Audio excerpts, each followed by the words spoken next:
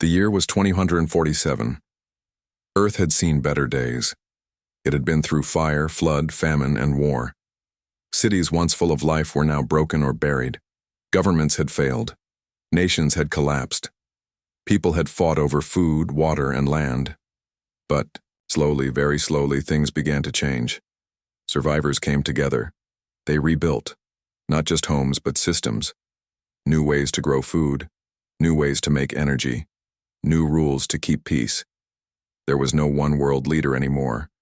Instead, many groups worked together under a new name, the United Terran Alliance, or UTA. The Earth was healing. And so were its people. A new beginning above the planet, floating in space, was a station called Orion 7. It wasn't big, it wasn't fancy, but it was important. Inside, two scientists worked late into the night. Lina Morales was a biologist from what used to be Mexico. She was smart, quiet, and always curious. She had helped design new crops that could grow in poor soil, helping feed millions. Ethan Cole was an engineer from what used to be the Midwest of the United States. He was loud, friendly, and never stopped asking questions. He had built most of the power systems for Orion 7 himself. They weren't looking for aliens. They were studying deep space radiation, just another boring science job. But one day their sensors picked up something strange. "It's not normal," Lina said, staring at the screen. "What do you mean?" Ethan asked, leaning over her shoulder. "This signal, it's artificial," she replied. "Someone made it." Ethan frowned. "You sure?" "No static, no noise. Clean and repeating. That doesn't happen by accident." He sat down and ran. More tests. Hours passed. The data didn't change. They had found something. Something out there was watching. The discovery. The signal came from beyond Neptune. Far beyond. In a dark part of the solar system where nothing should have been, the UTA sent a probe to investigate. It took 6 weeks to reach the source. When it did, the images shocked everyone. There, drifting in space, was a ship, but it wasn't human. It was alien. Its shape was smooth and curved like a shell. Its surface shimmered faintly even though no light touched it. The probe got close and scanned it. The ship was old. Very old. Its power was almost gone. Most of its systems were dead. But one thing still worked: a message. The probe downloaded it and sent it back to Earth. Back at Orion 7, Lina and Ethan watched as the message played. It was a voice, or maybe a machine. Hard to tell. It spoke in symbols, not words, but the meaning was clear. Surveying Sector 93. No intelligent life detected. Moving on. They stared at each other. "No intelligent life," Ethan said. "We're not intelligent." "They think we're primitive," Lina said softly. "They missed us." Ethan laughed. "Well, that's good news, right? Means we're not on anyone's radar." Lina didn't smile. "Or it means they'll come back some days and notice us." A secret plan back on Earth. Leaders met in secret. They knew this was big. If someone else was out there, mapping the galaxy, then Earth might not stay hidden forever. So they made a choice: they would not announce themselves, not yet. Instead, they would work harder, faster, better. They formed Project Eclipse, a secret plan to advance human technology without being seen. They focused on 3 main goals: stealth technology, to hide Earth's progress; AI and robotics, to build machines smarter than any before; quantum weapons, just in case someone came knocking. Everything was done in secret. New labs were built underground. Ships were launched without public notice. Scientists moved between bases without leaving a trace. Lina and Ethan were invited to join. They accepted. They didn't know what they were getting into, but they knew it mattered. Building a future. Years passed. Humanity changed. On the surface, life looked simple. People lived in cities powered by fusion plants. Food came from vertical farms. Water was recycled. Life was peaceful. But above the clouds, in orbit and beyond, the real future was being built. Secret ships flew past Mars. AI drones patrolled the edges of the solar system. Satellites broadcast false signals to confuse any outside observers. Children learned math and science in school, not history or war. And slowly, humanity became stronger, smarter, faster, more unified. They had survived their own worst days. Now they were ready for whatever came next. The first test one day, a warning came. From Luna Base, a signal was picked up. Something was approaching. Fast. It was another alien probe. Unlike the first one, this one was active. Its systems were online. It was scanning Earth again. Lena and Ethan were called in. "We can't let them see us like this," Ethan said. "They already know we're here," Lena replied. "We just need to look weak." They worked quickly. Fake emissions were sent. Old tech signals were broadcast. The satellites near Earth slowed their movements. The cloaked ships hid behind asteroids. When the probe passed, it saw only what they wanted it to see. A quiet, backward planet. Still recovering. Still harmless. The probe left. No report was filed. No alarm raised. Humanity remained in the shadows. For now. Looking ahead back on Orion 7, Lena stood alone at the observation deck. She looked out at Earth below, so small, so fragile, yet full of hope. Behind her, Ethan walked in. "You okay?" he asked. She nodded. "Just thinking." "About what?" She turned to him. "What if we're not hiding forever?" He smiled. "Then we'll be ready." She smiled too, because they were. Humanity had risen in the dark, and soon, the galaxy would see. The year was 2159. Earth had changed. It had been more than a decade since the first alien probe passed by unnoticed. Since then, humanity had grown stronger, faster, smarter, but they still stayed hidden. Project Eclipse had worked. Humans now had cloaked ships that could fly past Mars without being seen. They had AI systems smarter than any before. They had weapons powered by quantum energy, so powerful they could destroy an asteroid in one shot. But none of this was shown to the galaxy. Not yet. They were still waiting, still watching. And then, something came. A new signal. It started with a ping, a soft sound on the radar screen at Luna Base. At first, no one thought much of it. Space was big. Things moved all the time. But this wasn't just anything. It was fast. Too fast for any human ship. And it was heading toward Earth. Commander Tapper. Daniel Reyes. Got the alert while he was on board the stealth frigate Aegis, orbiting Jupiter. He was a military leader from what used to be California. He was calm, quiet, and always thinking ahead. When he saw the signal, he knew what it meant. "They're back," he said. He called Bir, Maya Patel, a scientist who had helped build the AI systems for Project Eclipse. She was smart, quick, always asking questions. "What do we know?" she asked when she arrived. "We've got a new visitor," Daniel said. "Fast, quiet, definitely not ours." She looked at the data. Her eyes narrowed. "It's scanning us," she whispered. "Can it see through our cloaks?" "I don't think so," she said. "But if it gets too close, it might pick up something strange." Daniel nodded. "Then we move now." Intercept. Mission orders were sent. 2 cloaked ships left their hiding spots near Saturn and headed toward the object. One was the Aegis.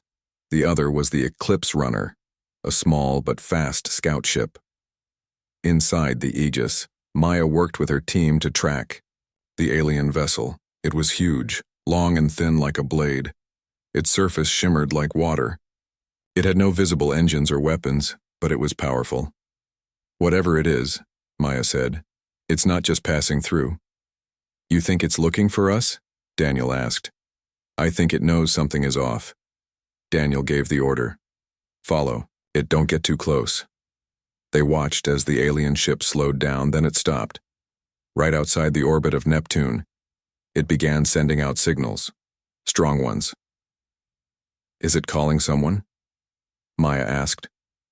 Maybe, Daniel said. Or maybe it's uploading data. They needed to act. Now. Boarding the ship, Daniel made a bold choice. They would try to board the alien ship. It was risky, dangerous, but if they could get inside, they might learn who built it and why it was here. A small team was chosen. Maya went too. They took the Eclipse runner close. The alien ship didn't move. No defense systems lit up. No warning shots were fired. It was like it didn't even notice them. Maya and the team suited up. They attached a docking pod to the side of the alien ship. It stuck. The airlock opened. They stepped inside. Inside the alien ship. The inside was cold, dark, silent. The walls were smooth. Glowing lines ran along the floor like veins. There were no signs of life. No crew. No bodies. Just machines. Maya scanned everything. This isn't just a scout ship, she said. It's a library. A what? A record keeper, she explained.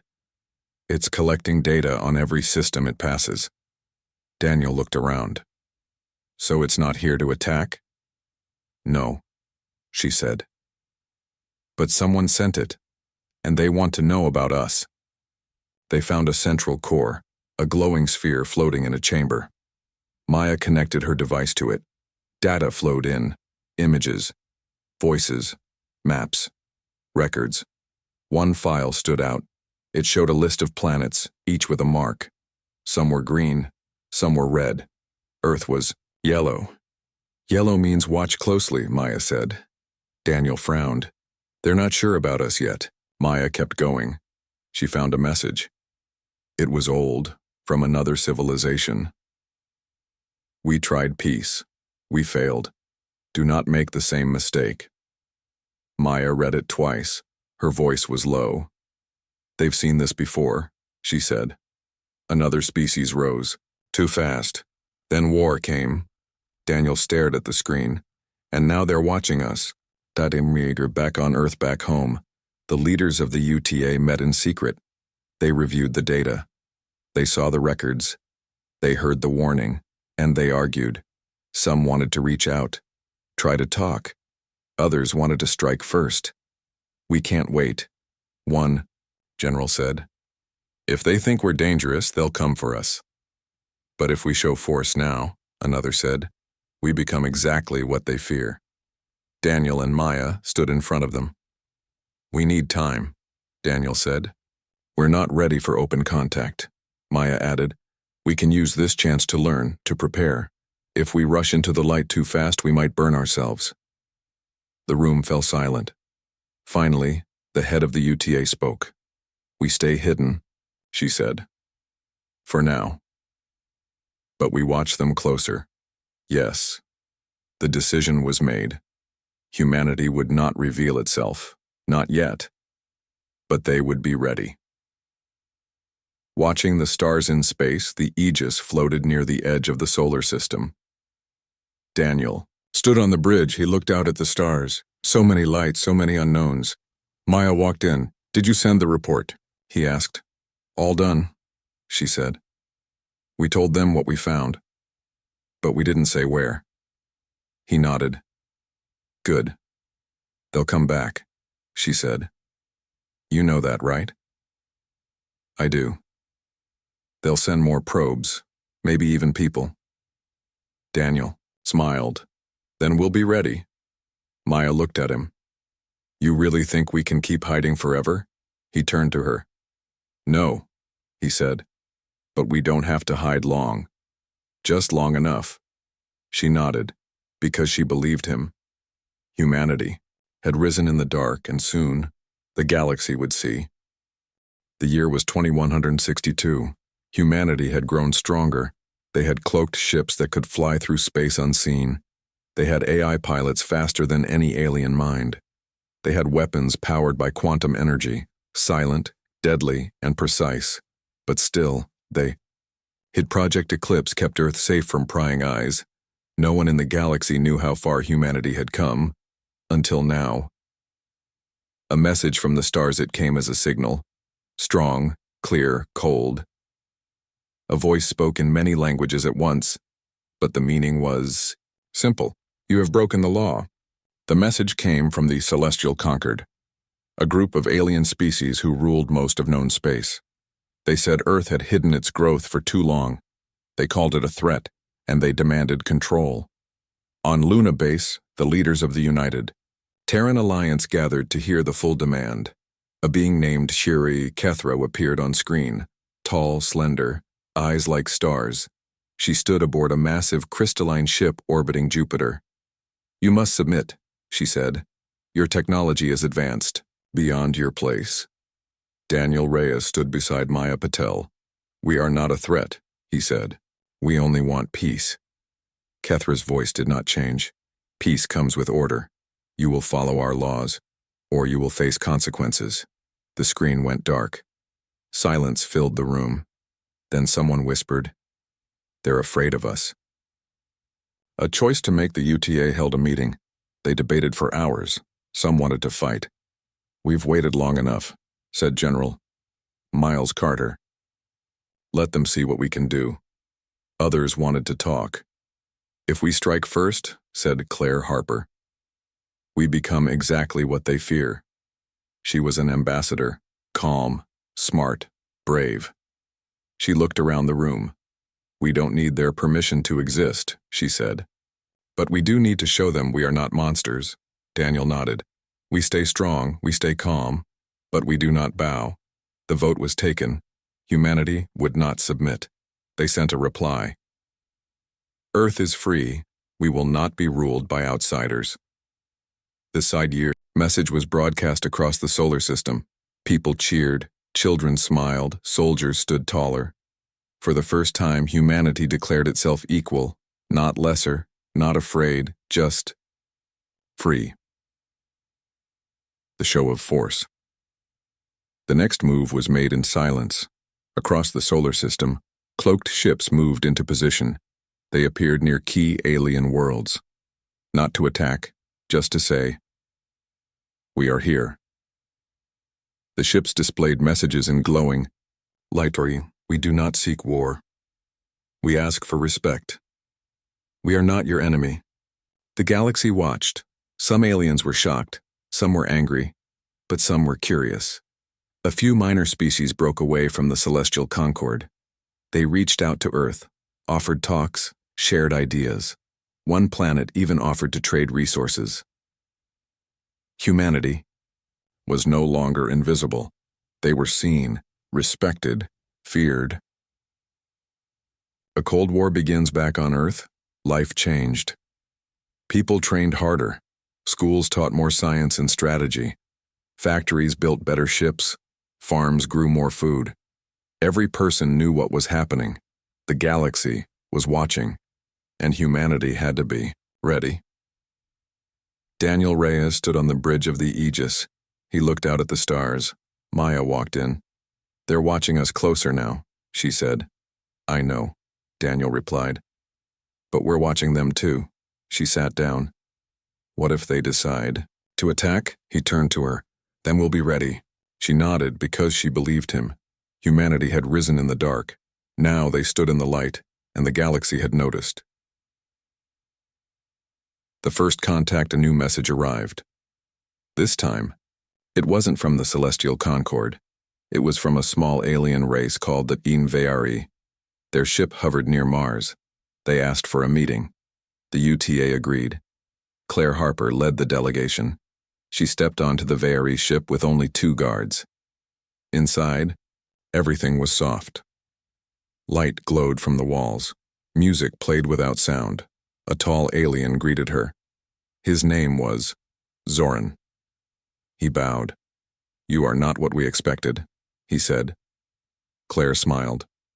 We try to surprise people in good ways. Soren studied her. You are young, he said. Your kind has only just begun to reach the stars. She nodded. But we learn fast. He looked at her for a long time. Then he spoke. We believe you. We will speak for you among the others. Claire felt hope rise in her chest. Thank you, Soren nodded. You are not alone anymore, Drakro. Watching the future back on Earth, news spread. The Vayari had chosen to side with humans. More aliens followed. Some didn't trust them yet, but many were willing to talk. Claire stood in front of the world. She spoke to billions. We are not perfect, she said. We have made mistakes. We have hurt each other. But we are learning, and we are ready to build something new. She looked into the camera. To the stars, we say this. We are not your problem. We are your equals. The speech was replayed across the world. Children listened. Soldiers stood proud. Scientists worked harder. Humanity had taken its place in the galaxy, not through force, not through fear, but through choice, through courage, through unity. Looking ahead at night, Captain Warren Nathan Brooks walked the decks of the Eclipse Runner. He was a soldier, tall, quiet, always thinking. He looked out at the stars. Behind him, a voice spoke. You think they'll leave us alone? It asked. He turned. Maya stood there. No, he said. But we're ready. She smiled. Good. They both knew the truth. Peace was never guaranteed, but neither was war. And humanity? They would survive either way, because they had already done the impossible. They had risen in the shadows, and now the galaxy declared war. But humanity stood tall, ready to answer. The year was 2165. Peace had been hanging by a thread. Now it snapped. A human colony near Titan was gone. Just gone. There were no survivors, no warning, only silence and fire. A silent attack. The message came fast, too fast, from Luna Base. Colony destroyed. Evidence points to alien weaponry. Daniel Reyes read the report again. He didn't want to believe it, but the data didn't lie. The damage wasn't from an accident. It was from a weapon, one that could punch through shields like paper. Daniel stood on the bridge of the Aegis. Beside him, Maya Patel looked pale. This can't be real, she said. It is, he replied, and we need to respond. Maya shook her head. We don't know who did this. That's why we find out, Daniel said. He turned to his team. Launch all scouts. I want every ship in range watching for movement. We don't attack until we know who did this. She nodded. Yes, sir. A dangerous mission back. On Earth, the United Terran Alliance met in secret. They argued. Some wanted revenge, others wanted peace. Claire Harper spoke first. If we strike without proof, she said, we become exactly what they fear. General Miles Carter crossed his arms. And if we do nothing, he asked. We look weak. No, Claire said. We look smart. Daniel entered the room. His face was hard. I agree with Claire, he said. We don't strike blindly, but we do act. He looked around the table. We send in a covert unit. Find out who did this. Everyone turned to him. Who do you have in mind? Daniel answered without hesitation. Captain Nathan Brooks. Into enemy territory. Nathan Brooks was not a man of many words. He was tall, quiet, always ready. He led the Black Ops unit known as Echo 9, the best soldiers humanity had. They trained in silence. They moved unseen. They struck fast. When Daniel gave the order, Nathan didn't ask questions. He just said, Where do we go? The Zalari military hub, Daniel told him. We think someone there planned the attack. Nathan nodded. We'll go in quiet. He gathered his team. They boarded the Eclipse Runner. They left Earth under cover of night. No fanfare, no speeches, just action. Inside the enemy base. The Zalari base floated near Mars. It was big, heavily guarded, surrounded by warships. But Echo 9 didn't come to fight. They came to listen. Using stealth tech and AI drones, they slipped inside. They planted bugs, hacked systems, watched everything. What they found shocked them. Inside a secure room, high-ranking Zalari officials talked in secret. Their words were clear. The humans are growing too fast. If we wait, we lose control. We must eliminate their colonies before they reach the stars. Let the conquered debate. We will act. Nathan watched the screen. He saw the truth. This wasn't just one rogue group. This was a plan to stop humanity before they became too strong. He recorded everything. Then he gave the order, get us out. Proof of war back on Earth. The UTA reviewed the data. It was damning. The Zalari had attacked first, and they were planning more. Claire sat at the table. Her voice was calm. We have our answer, she said. They see us as a threat, and they're willing to kill to keep us down. Miles Carter stood. Then we show them we won't fall. Daniel raised a hand. We don't start a war, he said. We end this before it begins. He turned to the others. We hit back, but we hit smart. Claire looked at him. What do you mean? We strike only military targets, Daniel said. No civilians, no cities, only weapons, bases, ships. Maya spoke softly. A warning shot. Daniel nodded. They need to know. We're not afraid. But we're not monsters either. The vote was taken. The mission was approved. Humanity would strike back, not for revenge, but for survival. The response, across the solar system, cloaked ships moved into position. They didn't attack randomly. They struck with purpose. A Zalari, weapons depot near Venus, exploded in silence. A command center orbiting Ganymede went dark. Warships guarding enemy worlds vanished. Each strike was precise. Each message clear. We see you. We can reach you. Do not test us again. And then, the galaxy reacted. Some species called for peace. Others demanded justice. The Celestial Concord split. Some members condemned the attack. Others said the Zalari deserved it. For the first time in centuries, the Concord was divided. And humanity. They stood firm. They had shown strength, without bloodshed, without cruelty, just force, just power. A fractured galaxy of the Aegis. Daniel looked at the reports. Alien governments were talking. Some were scared, some were impressed. Maya walked in. They're arguing, she said. I know, Daniel said. That's good. She raised an eyebrow.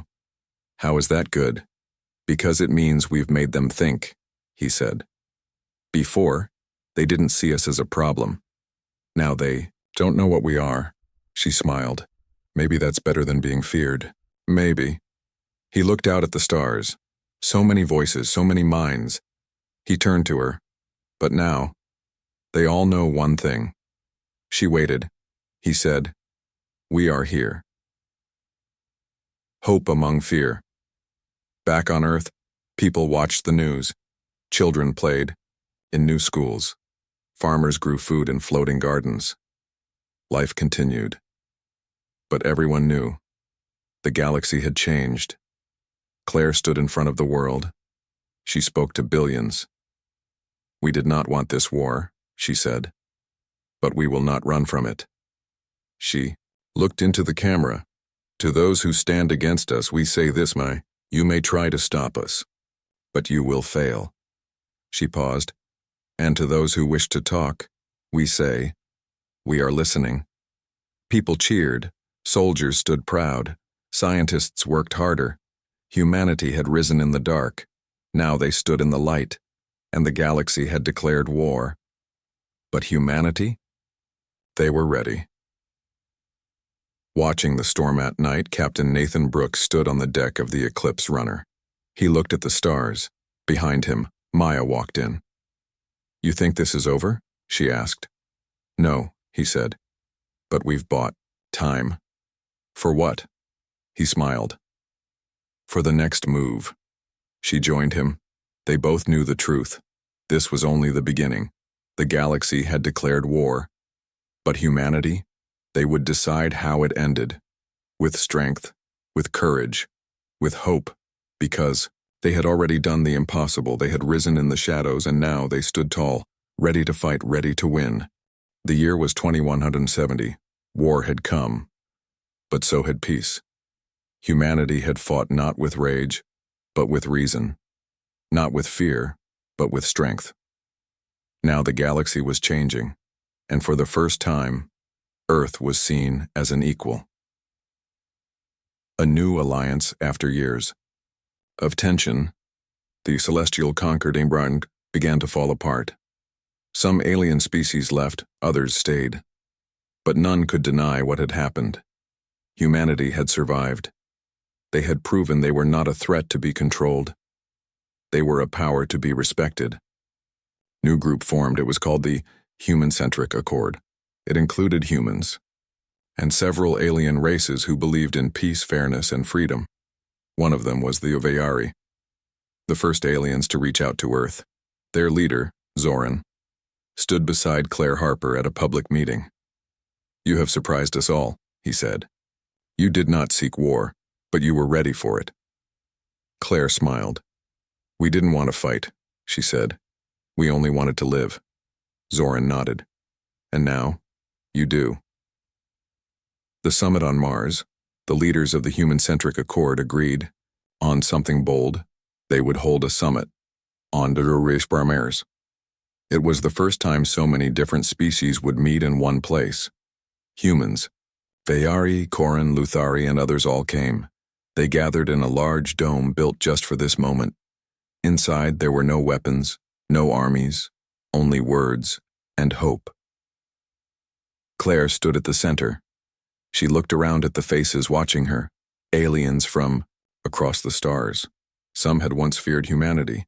Some had even tried to stop them. But now, they listened. She took a deep breath. Then she spoke. The speech that changed everything. "We did not ask for your approval," Claire began. "We did not beg for a seat at your table.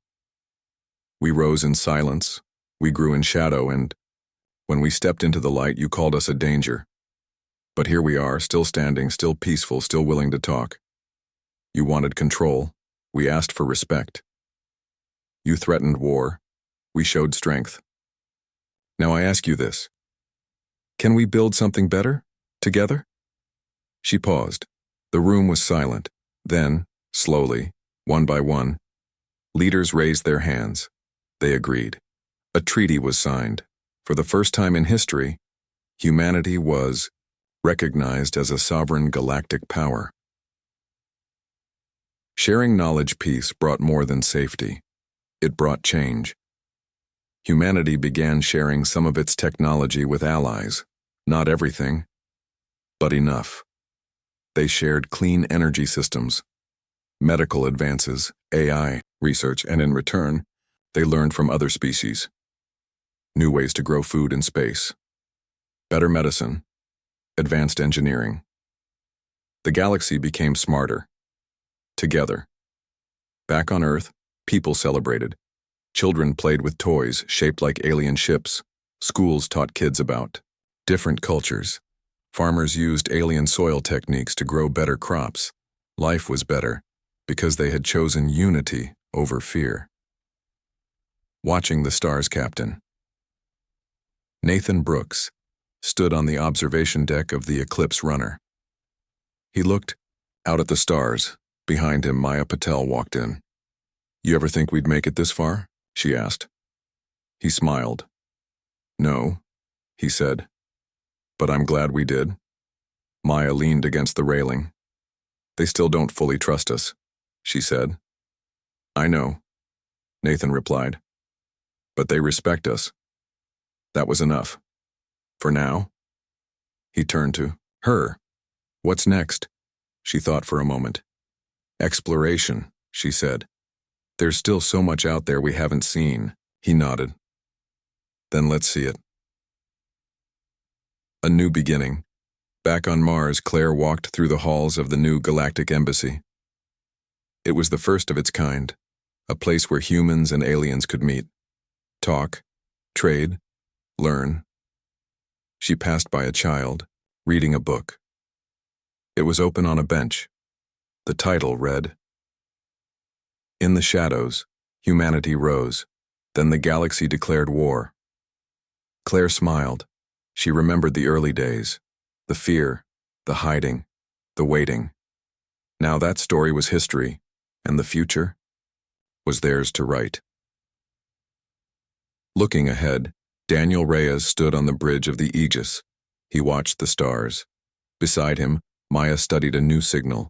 It was faint, coming from deep space, far beyond the known systems. "This isn't from the conquered," she said.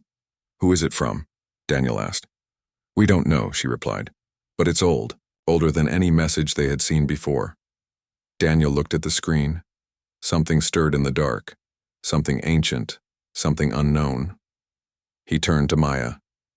"Should we respond?" She hesitated. Then she nodded. "Yes." Daniel gave the order. "Send a message," Maya typed. The reply was simple. "We are here." The signal blinked again, as if someone or something had heard and was listening. The legacy of humanity back on Earth. Children played beneath the stars. Soldiers trained not for war, but for peace. Scientists dreamed of new worlds, and the people of Earth, they knew one thing. They had risen in the shadows. They had faced the galaxy. They had stood tall. And now, they were not just a part of the universe, they were shaping it. Together. With courage. With hope. With unity. Final words. At night, Claire sat alone in her office. She looked at a small picture on her desk. It showed her as a young girl. Reading. A book. Dreaming of space. She smiled. She had done more than dream. She had changed the world. And the stars? They had changed with her. Because humanity had done the impossible. They had risen in the dark. And now, they shone brighter than ever.